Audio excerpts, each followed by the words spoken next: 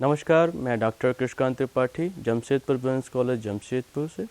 आज हम लोग डिस्कस करेंगे आलपोर्ट ट्रेट थ्योरी। आलपोर्ट जो बहुत ही प्रसिद्ध मनोवैज्ञानिक थे, जिन्होंने यूएसए में सर्वप्रथम पर्सनालिटी के स्टडी या कोर्स को डेवलप किया, पर्सनालिटी की स्टडी को स्टार्ट किया। उनके अनुसार पर्सनालिटी का जो कंसेप्ट है, जो परिभाषा है, that is personality is the dynamic organization within the individual of those psychophysical system that determine his unique adjustment to the environment। इसमें जो इस परिभाषा में जो की टर्म्स हैं, मुख्य जो शब्द प्रयोग किए गए हैं, वो अपने आप में बहुत ही महत्वपूर्ण हैं, जिनकी व्याख्या करना आवश्यक हो जाता है, जिनके पर्सनालिटी समझने के लिए विशेष परिभाषा मानी जाती है, जो आलपोर्ट की थ्योरी में प्रयोग की गई है। पहला शब्द है डायनेमिक ऑर्गेनाइजेशन।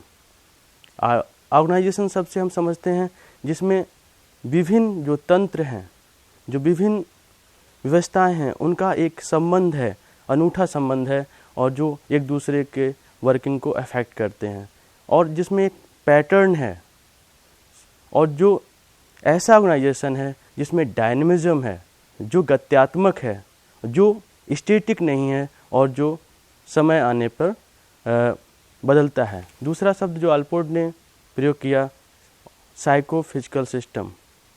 यहाँ पर आलपोर्ट का कहना है कि it's personality is not only a body, not only of mind, it's a unique blend of mind and body. एक अनूठा समायोजन है साइकोफिजिकल सिस्टम का, मनो और दैहिक व्यवस्थाओं का। आलपोर्ट का कहना था कि कोई भी व्यक्तित्व की कोई भी ऐसी विशेषता, कोई भी पहचान हेरिडिटी, अनुवांशिकता से अलग नहीं है। और आलपोर्ट ये भी कहता था कि व्यक्तित्व पे हमारे पर्यावरण का, अनुभवों का असर पड़ता है।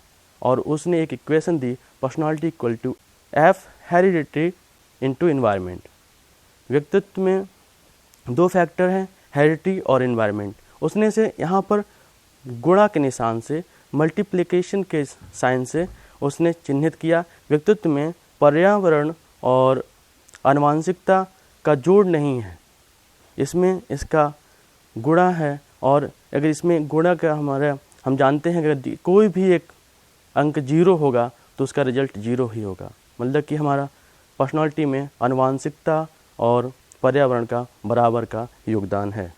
और पर्सनालिटी वो है जो हमारे व्यवहार का डिटर्मिनेशन करता है, जो निर्धारण करता है।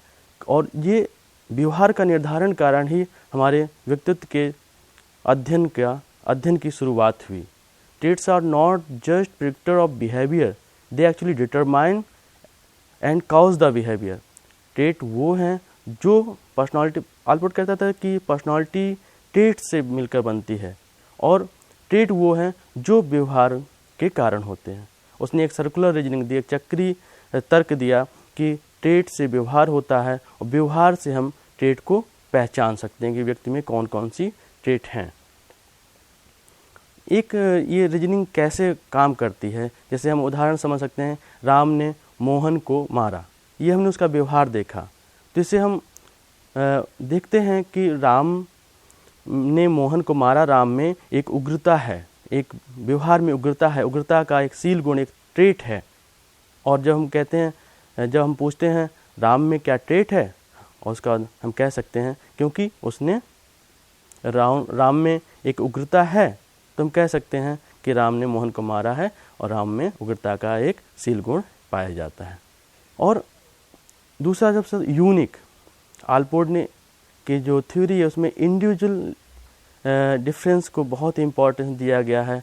उसने कहा कि हर व्यक्ति का यूनिक एडजस्टमेंट होता है, यूनिक एनवायरनमेंट भी होता है। उसने कहा कि determine his unique adjustment to his environment. उसने किसी भी ऐसी थ्योरी का सपोर्ट नहीं किया, कोई एक इंस्टिंक्ट या एक कोई मोटिव पूरी मतलब व्यवहार को डिटरमाइन करता है। उसने डिफरेंट ट्रेट्स की बात की और उसने कहा कि adjustment to the environment. Albert felt that our personality develop as a function of learning to adapt to social situation while trying to achieve one's need. हमारी जो हम अचीव करना चाहते हैं और जो हमारा एनवायरनमेंट के साथ इंटरेक्शन होता है, सो उसका सोशल इंटरेक्शन को अल्पोर्ट ने अपने पर्सनालिटी थ्योरी में महत्व दिया। ट्रेट्स क्या है? Allport felt that our personality was made of traits. If you know a person's trait you can provide a description of their personality. यदि आप किसी व्यक्ति के ट्रेट्स या शील गुणों को जानते हैं तो उसके व्यक्तित्व के बारे में हम जान सकते हैं। What are traits? A trait is a consistent, long-lasting tendency in behavior, जैसे कि साइनेस, लज्जा, हॉस्टिलिटी, शत्रुता। क्या हम शील गुणों का विवरण कर सकते हैं? Can we all be described by the same traits? क्या हम सभी एक समान शील गुणों द्वारा पहचाने जा सकते हैं? ट्रेट्स क्या हैं और ट्रेट्स के कौन कौन से प्रकार हैं? क्या हम सभी अलग अलग ट्रेट्स रखते हैं और क्या हम सेम ट्रेट्स का अलग अलग मतलब कि स्तर में हम ट्रेट्स रखते हैं? इन सब को हम अगले लेक्चर में जानेंगे।